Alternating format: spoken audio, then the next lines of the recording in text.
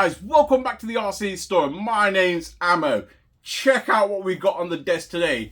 This is our Subaru Impreza Monte Carlo M48S rally car. Guys, if you want to know where to pick one of these up from, be sure to check out the link in the description. Also, the website scrolling across the bottom just here. It's www.applianceelectronics.co.uk.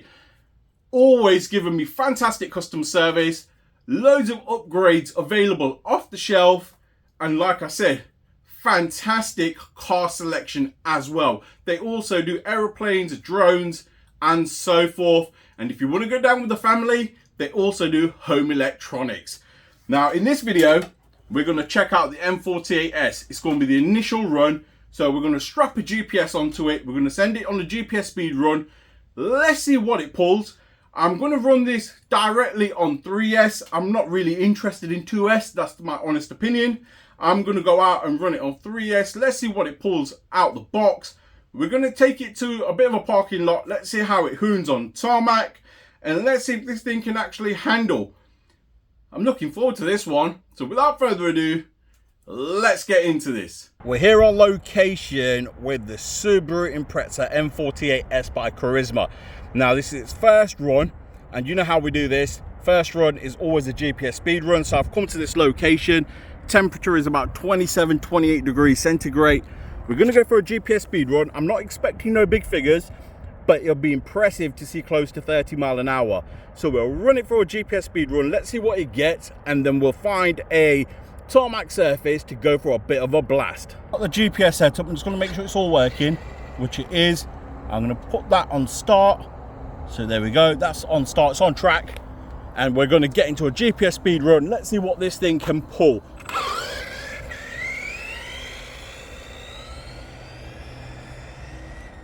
So it is tracking slightly to the left. All right, clear on the way back. Let's see how it does.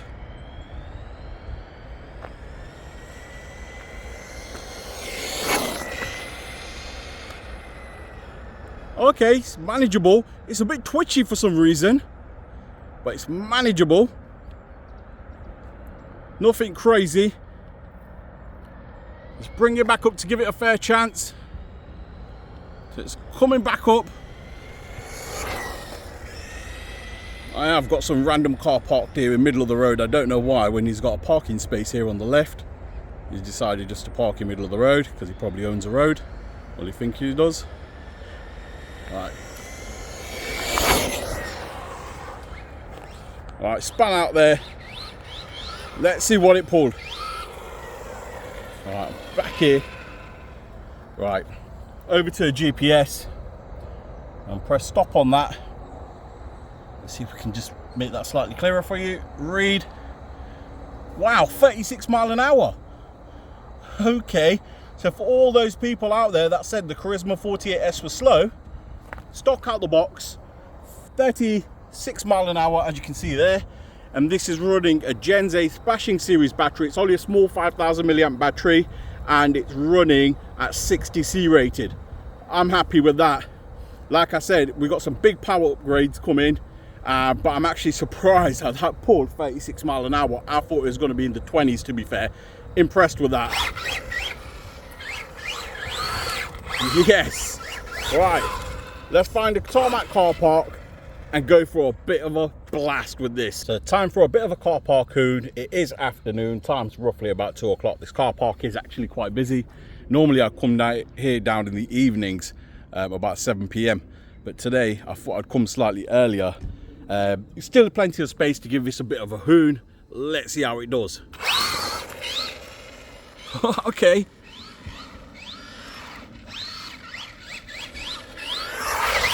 A lot better than what I expected, to be fair.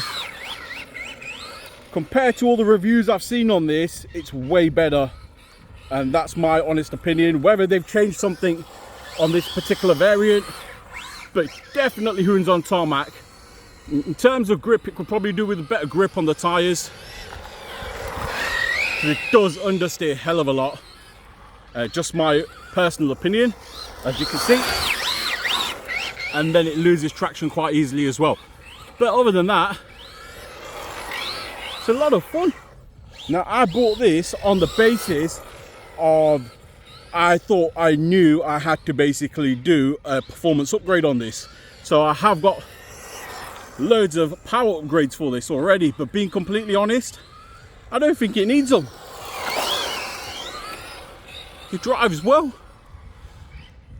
Now remember, this is classed as a tarmac hooner, so it's not sold as a gravel hooner. However, you just simply change the tyres out for some gravel tyres and take it off-road. And we will be doing that as well, but I will test it with these tyres on the gravel.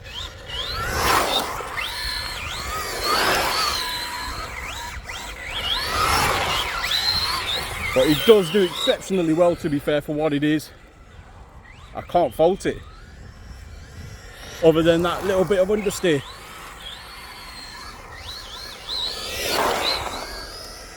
Hell yeah, it's better than what I expected, and that's my honest opinion.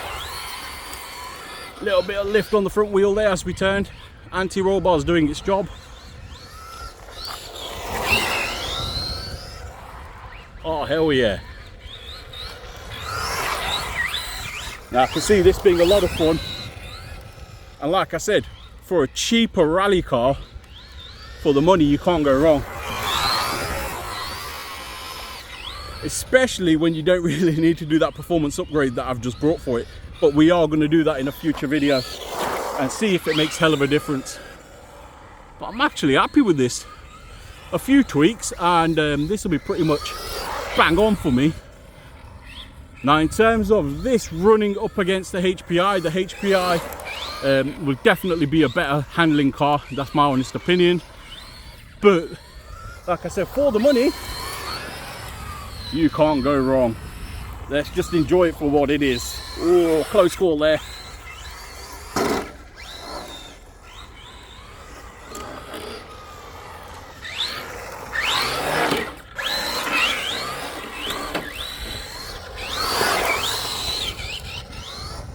Like I said, definitely a hooner.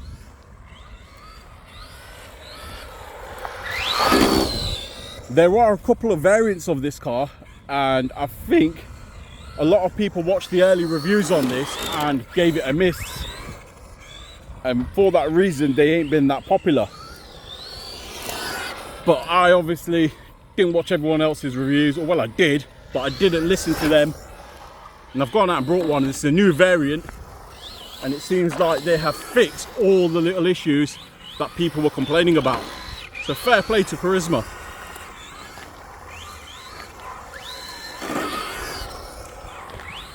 Hell yeah. Controllable when you tap the brake. Perfect. Just what you want out of a hooner, to be fair.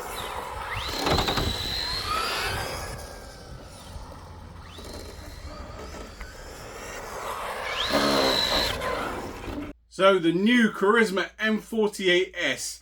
Now, I won't say this is a fantastic car because there are some flaws. However, this car did beat my expectations. I was expecting about 26 to 28 mile an hour out of it, and yeah, this done 36 mile an hour. Impressed with the top speed considering the reputation of this car. I'll be honest with you, I don't think the older YouTube videos have done the newer car any justice. Because of the older YouTube videos on this particular model, a lot of people have not purchased the newer models. Some of that's down to Carisma as well. They've branded it exactly the same, M48S.